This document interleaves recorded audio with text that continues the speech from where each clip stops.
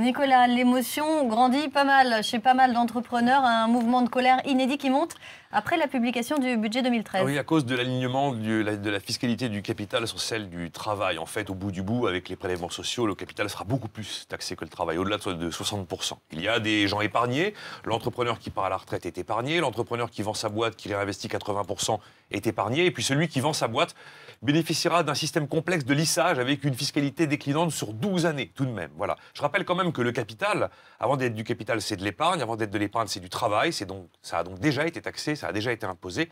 Et d'ailleurs, l'épargne, si d'aventure elle génère des dividendes, elle est soumise à l'impôt sur les sociétés. Voilà. Alors pourquoi le gouvernement a-t-il fait ce choix ? Pas évident de le savoir, soit par dogme, c'est un slogan politique, taxer le méchant capital, c'est une explication, soit par improvisation. On fait un copier-coller de la promesse sans étude d'impact, on se rend compte que ça ne va pas.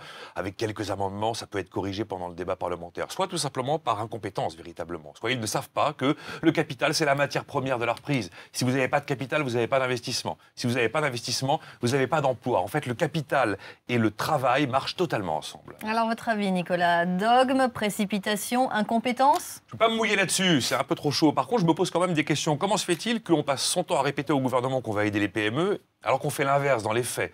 Comment se fait-il que l'on fasse une nouvelle exception fiscale française avec la taxation du capital, tandis que la plupart de nos voisins taxent le capital aux alentours de 30%, on va dire? Comment se fait-il que l'on continue depuis tant d'années à privilégier l'argent qui dort et à taxer l'argent qui travaille? Aujourd'hui, les Eldorado fiscaux, qu'est-ce que c'est? C'est globalement l'immobilier, les dom-toms et les toiles de maître.